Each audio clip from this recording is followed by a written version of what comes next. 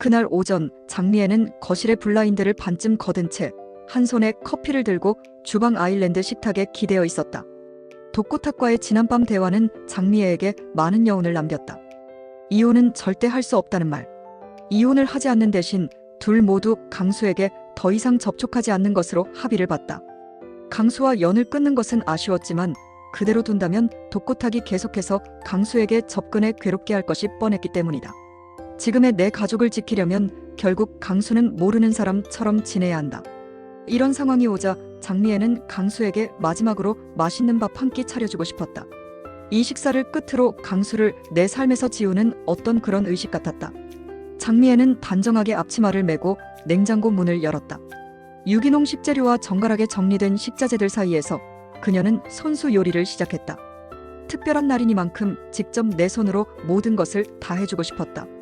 조용히 불 앞에 선 그녀의 눈빛은 흔들림이 없었다. 식탁 위에는 노릇하게 구운 전, 은은한 향을 품은 국, 그리고 강수가 가장 좋아할 고기 반찬이 정갈하게 놓였다. 테이블 중앙에는 별다른 장식 없이 은은한 조명이 포개진 그릇들을 부드럽게 감쌌다. 그리고 초인종이 울렸다. 강수였다. 말없이 들어온 강수는 식탁에 놓인 음식들을 바라보다 눈빛이 흔들렸다. 예상치 못하게 어마하게 차려진 진수성찬을 보고 전자티 당황했다. 미애는 특별한 말 없이 강수에게 친근하게 다가갔다. 그러나 사실 속으로 장미애는 전하고 있었다. 너는 늘 행복하게 살아야 해. 너를 혼란스럽게 하는 사람 절대 없게 해줄게. 미안해. 식사가 끝난 후 강수는 감사 인사는 하고 떠났다.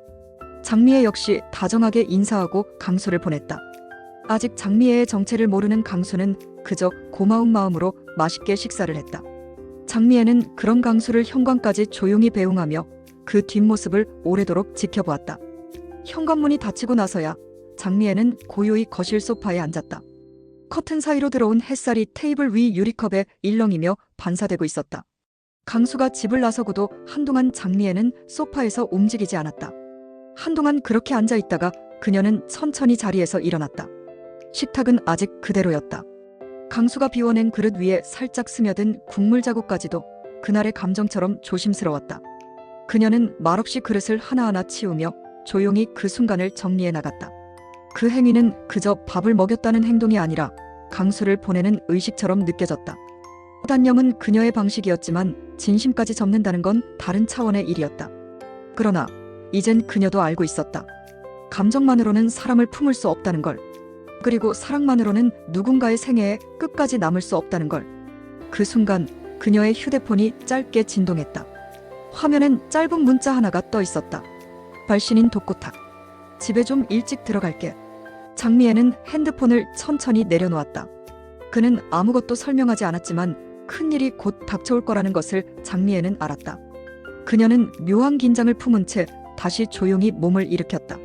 장미애가 독고탁으로부터 문자를 받기 조금 전, 독고탁의 사무실에는 오후 햇살이 길게 들이오고 있었다.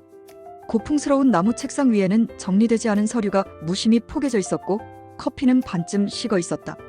조용한 공간 속에서 벽식의 초침 소리만이 규칙적으로 이어지고 있을 때 사무실 문이 조심스레 열렸다. 문을 열고 들어선 사람은 오범수였다. 그는 천천히 들어와 정중하게 고개를 숙였다. 이전과 달리 눈빛에는 주저함이 없었고 손끝엔 땀이 맺혀 있었지만 흔들림은 느껴지지 않았다. 준비해온 말이 있다는 듯 그는 책상 너머의 독고탁을 똑바로 바라보았다.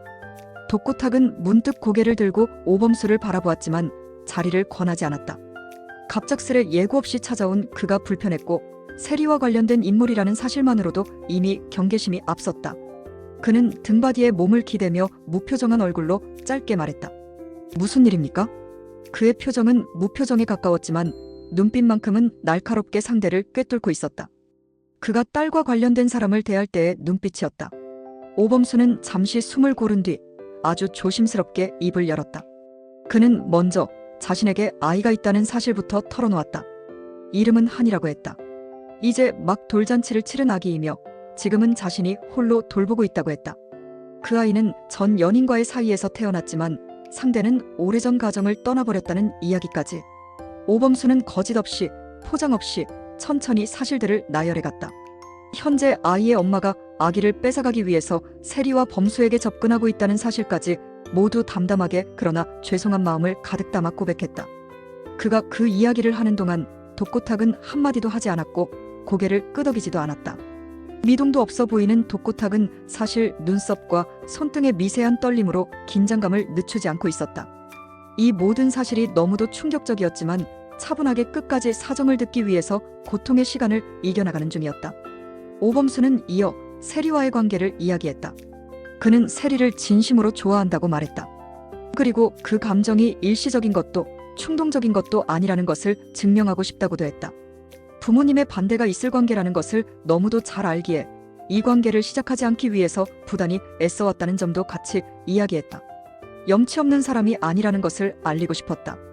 그녀가 겪어온 시간을 존중하고 그녀가 지키고자 하는 것을 함께 지키고 싶다는 마음까지 그는 차분히 꺼내놓았다. 그리고 마지막으로 독고탁에게 정식으로 허락을 구했다. 저는 이 관계를 몰래 유지하고 싶지 않습니다. 세리 씨를 만나려면 당연히 가족의 신뢰를 얻는 것이 먼저라 생각합니다. 그래서 오늘 이 자리에 왔습니다. 사무실의 공기가 단단히 응축되었다. 무거운 침묵이 몇 초간 이어졌고 그 시간은 오범수에게 100만 년처럼 느껴졌다. 마침내 독고탁이 입을 열었다. 그의 목소리는 낮고 단호했다. 딸이 어떤 사람을 좋아하든 그 감정을 함부로 가로막고 싶지 않다고.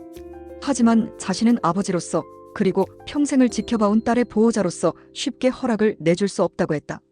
특히 아이가 딸린 상황, 그리고 그 아이의 친모가 법적으로 다시 등장할 수도 있는 복잡한 환경에서 섣불리 딸을 내어줄 수 없다는 진심이 담긴 말이었다. 자네가 좋은 사람인지 아닌진 내가 지금 어떻게 바로 판단할 수 있겠나. 다른 것도 다 마음에 안 드는데 거기다 독수리 술도가 사람이라니. 마음에 드는 구석이 하나도 없다는 거 알고 있나. 독고탁은 책상 너머로 시선을 날카롭게 고정한 채 무겁게 덧붙였다. 나는 당장은 뭐라 할 수 없어. 다만 그는 책상 너머로 시선을 고정한 채 덧붙였다. 지금 당장 허락은 못해. 그냥 지켜볼 거야. 그 대신 세리가 눈물 흘리는 일 생기면 그땐 가만 안 둔다. 명심해. 오범수는 고개를 숙였다.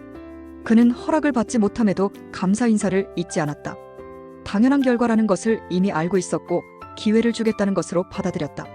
그것만 해도 큰 성과라는 것을 범수는 잘 알고 있었다. 그렇게 그는 자리에서 일어나 조용히 사무실을 나섰다. 문이 닫히는 순간 독고탁은 식은 커피를 다시 집어들었지만 마시지 않았다. 그의 눈빛은 창 너머로 멀어진 오범수의 뒷모습을 향하고 있었다. 그 시선 속에는 경계와 의심 그리고 아주 미세한 가능성이 공존하고 있었다. 한편 변호사 사무실을 찾은 나영은 이전보다 말수가 줄어든 듯했지만 눈빛은 오히려 더 또렷했다. 감정이 아니라 계산이 움직이는 눈이었다. 이건 단순한 감정 싸움이 아니에요. 이기기 위한 논리를 쌓아야 합니다. 법률 대리인은 그렇게 말했다. 그는 법정에서 엄마라는 단어에 자동으로 반응하는 판사의 눈을 여러 번 보아온 사람이었다. 아빠 혼자 아이 키우는 것 쉽지 않죠. 그 사람이 교수라고 하셨죠? 그럼 육아는 누가 합니까? 그 여자예요? 아니죠. 법적으로 아무 관계도 아닌 여자인데요. 그녀는 대답하지 않았다.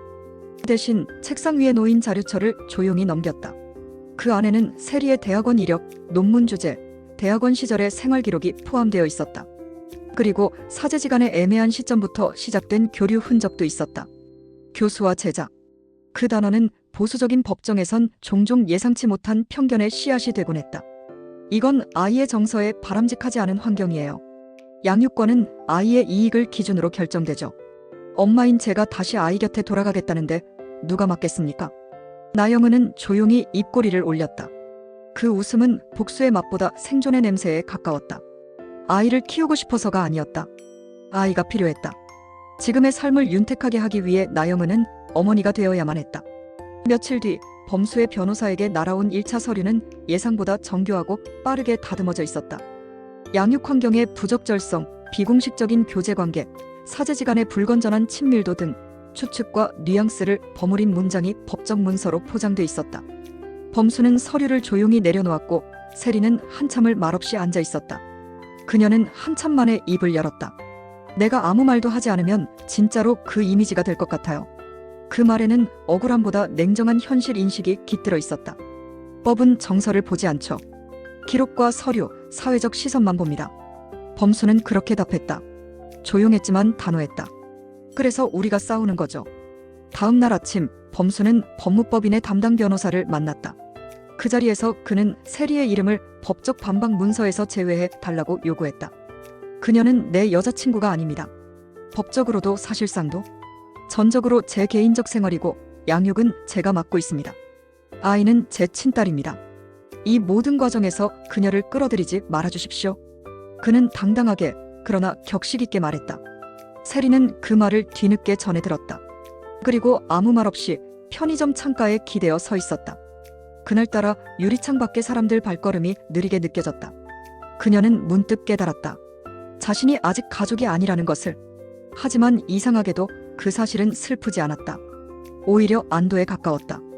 그는 자신을 보호하려 했다.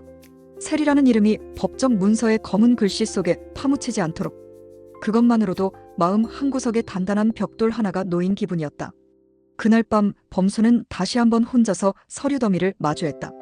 세리를 배제한 전략은 곧 자신에게 더 큰 책임과 리스크를 떠안는 일이었다. 하지만 그는 처음부터 알고 있었다. 그녀는 사랑의 대상이기 전에 보호의 대상이 되어야 한다는 것을. 사실 나영은은 이미 졌다. 법적으로도 도덕적으로도. 세상은 한 번 낙인이 찍힌 사람에게 다시 기회를 주지 않았다. 자신의 과거가 발목을 잡을 것이며 법정에서 아이를 버리고 떠났던 엄마라는 사실은 어떤 변명으로도 지워지지 않는다는 것을 나영은은 이미 알고 있었다. 그러나 세상은 감정으로 아주 쉽게 움직이는 법이다. 불쌍한 피해자 하나쯤은 언제나 응원할 준비가 돼 있는 그런 대중심리. 그녀는 바로 그것을 건드리기로 했다. 먼저 그녀는 자신이 운영하던 온라인 쇼핑몰 계정과 연계된 SNS 계정을 다시 활성화시켰다. 한동안 잠겨있던 계정에는 과거 가족의 단란했던 모습들이 남아있었다.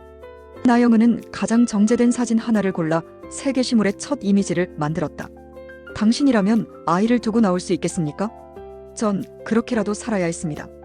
짧은 글이 사진 아래에 붙었고 다음 문장들은 더욱 감성적으로 이어졌다. 남편의 냉대, 경제적 무력감, 눈물의 비행 등 한 문장씩 자신을 피해자로 그려나가는 정교한 그림이었다. 사실 여부는 중요하지 않았다. 이건 법정이 아니라 여론전이었고 진실보다 먼저 퍼지는 것은 언제나 감정이었다.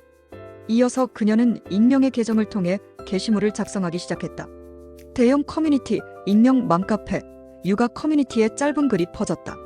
대학원 제자와 교제 중인 교수, 과연 아동 양육에 적절한 환경일까요? 편의점에서 일하는 젊은 여자, 그 여자가 엄마 노릇을 한다고요? 이름은 거론되지 않았지만 사진 한 장, 캡처 하나가 곧 누군지를 짐작하게 만들었다. 세리가 편의점 앞에서 웃으며 누군가와 대화하는 장면, 범수가 어린이집에서 한이를 데려오는 장면. 모든 게 왜곡된 틀 안에서 조각나기 시작했다. 애딸린 싱글데디 교수, 그리고 제자랑 살림. 너무 불편한데요? 그 여자, 그 대학원생 알고 보면 별명이 좀 불륜으로 시작된 관계 아니냐는 말도 있어요. 옛날 그 교수 여자랑 헤어진 것도. 댓글은 순식간에 붙었고 곧 기사화되기 시작했다.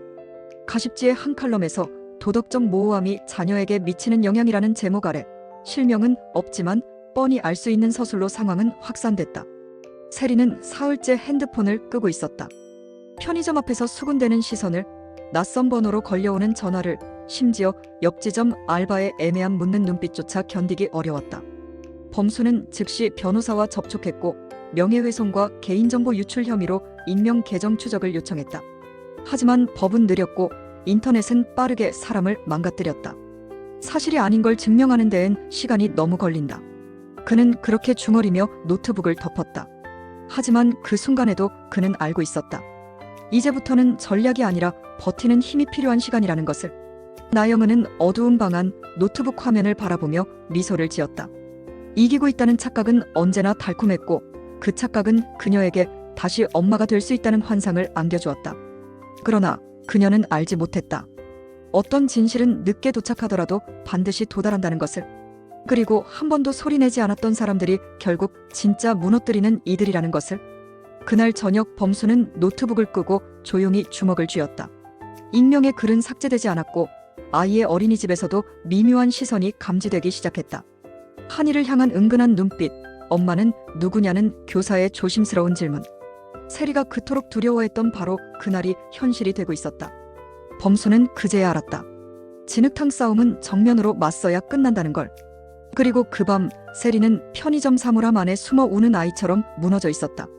전화도 받지 않고 집에도 들어가지 않은 채 해가 질 때까지 아무 말도 하지 않았다. 범수가 도착했을 땐 진열장 아래 그림자처럼 웅크린 그녀가 겨우 입을 떼었다. 이제 내가 범수 씨 인생의 짐이 되는 것 같아요. 그냥 포기할까요? 범수는 대답하지 않았다. 그저 천천히 그녀의 어깨에 손을 얹고 오래도록 함께 앉아 있었다. 그 순간 그는 결심했다. 이튿날 아침 독고탁은 식사를 마친 후 신문을 넘기다 인터넷 속보로 올라온 단문기사 하나를 발견했다. 교수 제자 부적절한 관계, 아이까지 엮인 불편한 동거 논란. 눈썹이 일그러졌고 커피잔은 그대로 식탁 위에서 흔들렸다. 기사 말미에 적힌 단어 유력한 지역 인사의 딸로 알려져 거기에는 명확히 자신의 딸이 있었다. 그는 바로 노트북을 닫고 휴대전화를 들었다. 장미애의 음성 메시지가 남겨져 있었다. 당신도 봤죠? 나 지금 바로 세리 데리러 갈 거예요. 그렇게는 못 둬. 그녀는 이미 길을 나서고 있었다. 퇴근하는 세리를 기다렸다. 바로 차에 태운 장미애. 걱정에 가득 찬 장미애의 눈빛에 세리는 놀랐다. 장미애는 말을 아꼈다. 그녀는 한참을 세리를 바라보다가 조용히 말했다. 우리 딸 얼마나 마음고생이 많았어. 이건 너 혼자 감당할 일이 아니야. 우리 딸은 우리가 지켜. 걱정 마. 엄마 아빠만 믿어. 장미애의 든든한 말에 세리는 눈물을 터뜨리고 만다. 그 시각 독고탁은 개인 비서에게 지시를 내리고 있었다. 그는 디지털 포렌식 전문가를 호출했고 IP 추적, 악성 계정 분석, 커뮤니티 활동 로그 확보를 요청했다. 장미애는 기자들에게 정보를 흘렸다. 익명 계정 운영자 중 한 명이 나영은의 친언니와 같은 IP를 사용 중. 불륜으로 떠났던 엄마가 이제 와서 도덕을 들이댄다. 파편처럼 퍼져가던 단어들이 이제는 되돌아가기 시작했다. 모욕, 협박, 명예훼손, 개인정보 유포. 이제 반격의 첫 단추가 끼워졌다. 며칠 후 SNS에 갑작스럽게 새로운 계정 하나가 떴다. 프로필은 익명이었지만 첫 글엔 법적 공지문이 첨부돼 있었다. 해당 루머 유포자에 대한 형사고소가 진행 중입니다. 근거 없는 발언은 본 계정에서 수집됩니다. 장미애는 그 글을 캡처해서 널리 퍼뜨렸다. 그녀는 엄마라는 이름으로 그 누구보다 더 치열하게 싸우고 있었다. 그리고 독고탁은 한이의 사진이 저장된 폴더를 열었다. 아이가 웃고 있는 사진 한 장을 골라 정제된 언론 인터뷰 요청서에 함께 첨부했다. 딸을 키우는 건 말이 아닙니다. 하루에 3번은 웃고 4번은 울고 5번은 참아야 가능한 일이죠. 그 말이 다음날 기사 제목이 되었고 대중의 시선은 미묘하게 바뀌기 시작했다. 한편 나영은은 무표정한 얼굴로 거울을 바라보았다. 상처 없는 여자의 탈을 쓰고 또 한 번의 여론전을 준비하고 있었지만 그녀는 알지 못했다. 지금 이 싸움은 더 이상 전 남편과의 갈등이 아니라는 것을. 이건 부모와 딸의 싸움이기도 했다. 그리고 그 결속은 그녀가 상상한 것보다 훨씬 더 단단하고 날카로웠다.